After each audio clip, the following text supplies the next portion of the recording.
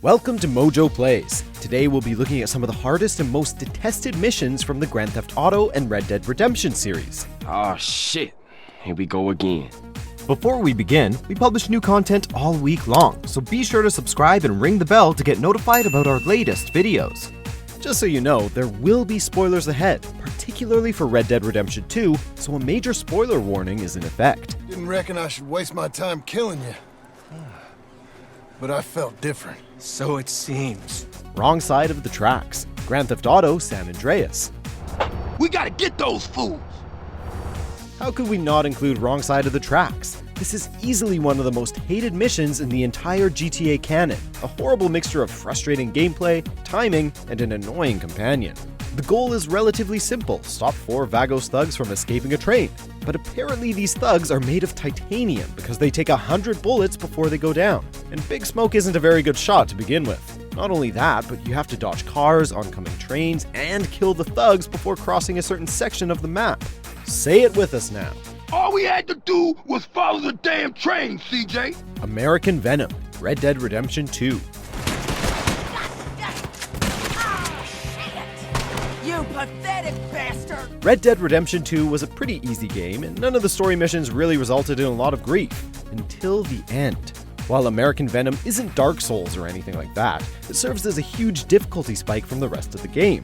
The mission begins normally as you shoot your way up a mountain through an army of goons, with very little cover on the way up. But then you get to Micah, and he puts up one hell of a fight. His bullets do insane amounts of damage, he's a very quick shot, and he counters Deadeye. Meanwhile, all you have to hide behind is a tiny crate. Timing is essential because emerging prematurely could easily spell death. Luckily, the shootout doesn't last very long as Sadie shows up to save the day.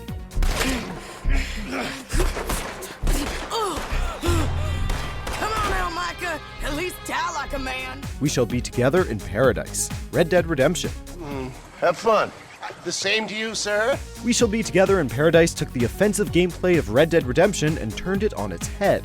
Whereas most missions have you running through and mowing down enemies like the Terminator, this one forces you to mix offensive with defensive strategies, as exposing yourself ensures a quick death. While you're crossing the river with Irish, you're ambushed by what seems like an endless swarm of enemies, all of whom are packing very dangerous weaponry. The raft is also a tight location, it being a raft and all, and the compact space could prove maddening for players who are more active and gung-ho. You essentially have to play reverse whack-a-mole, as you pop up, take out an enemy, and pop back down. It's a little tedious, and it can be very frustrating. I came into this fighting, and I'll go out fighting. I expect you'll go out of it pissing your pants. The Driver, Grand Theft Auto Vice City. Okay, consider it this way. I'll drive for you if, and only if, you can drive properly. There's just so much wrong with this mission, we don't even know where to begin. First off, the premise. I'll drive for you, but only if you beat me in a street race. What the heck kind of sense does that make? Secondly, how unfair is it that Hillary gets a Sabre Turbo while you're in a crappy 10-year-old Sentinel? What kind of sense does that make? Third, the added stress of the police only exacerbates an already frustrating mission. And lastly, why do the police ignore Hillary? Not only does this mission make no sense, it seems as if Rockstar is actively trolling the player. This mission is infuriating just to be infuriating. Okay, I'll drive for you, but please treat me bad. The Big Score. Subtle. Grand Theft Auto 5. All right, hurry up. Get changed, all right? This is the biggest day of your sorry little life. Like Red Dead Redemption 2, the relatively easy Grand Theft Auto 5 saved the hardest for last. And with a name like The Big Score, you have to expect some difficulty. However, it's not really the entirety of the mission that's frustrating. Yes, there are a lot of goons, but most players can handle an onslaught. What really gets under the skin is that terrible traffic control section with Franklin. Why Rockstar decided to implement a puzzle into GTA is beyond us. While it's probably not very hard for puzzle veterans, everyone else was left panicked and confused while trying to divert the getaway from Merryweather. People play Grand Theft Auto to go crazy and blow stuff up, not to play traffic control puzzles. Those guys will take care of the metal. Lester's meeting us at my place. Demolition Man, Grand Theft Auto Vice City. I got a problem and I reckon you could help me with it. I'm no builder. No, I was thinking more of your demolition skills. It's amazing to see how easy the GTA series has become. While the 7th generation games are straightforward, Vice City had some real headaches. Case in point, those terrible, awful, atrocious RC missions. While Bombs Away was particularly stupid, we have to give this spot to Demolition Man.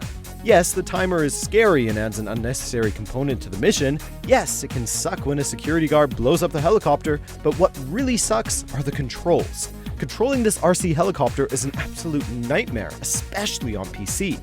It's not rare to read of someone quitting the game over this mission or reconfiguring the controls just to get past it.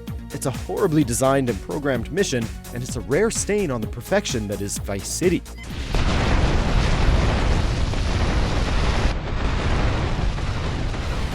Bomb Debase Act 2, Grand Theft Auto 3. Okay, let's do this then. I can set this baby to detonate, but I still can't use a piece with these hands. Here, this rifle should help you pop some heads. Bomb Debase Act 2 was quite early into Grand Theft Auto 3, and we're surprised that it didn't scare more people away. In this mission, you're tasked with sniping enemies on a ship while 8-Ball plants explosives. It's your standard GTA mission, only 8-Ball is seemingly made out of paper because he dies way too easily. Not only that, Rockstar hadn't quite perfected the whole ally AI thing, because 8-Ball will gladly walk directly into the line of fire or refuse to take cover.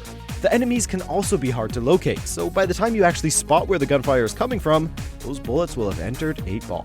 What a joy it was to finally watch that ship sink.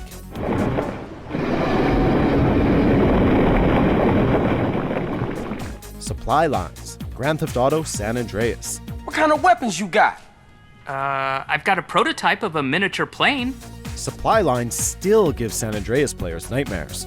This mission is rightfully considered to be the hardest in the entire GTA canon, and for good reason. It's just a mess on every single level. Store Clerk Zero forces you to pilot an RC plane with terrible and awkward controls. The plane's fuel also depletes way too quickly, so much so that the problem was actually fixed on later editions of the game. You're treated to the incessant drone of the engine, and shooting the enemies was a real pain and often resulted in a crash, which of course wasted more precious fuel. David Cross, who played Zero, appeared on Hot Ones and told Sean that he hates the mission and can't stand listening to his own annoying voice. Supply lines can go to hell, along with RC vehicle missions. Enough of those. Smell it! You know that ozone smell. Smells like victory. Check out these other great clips from MojoPlays, and be sure to subscribe and ring the bell to be notified about our latest videos.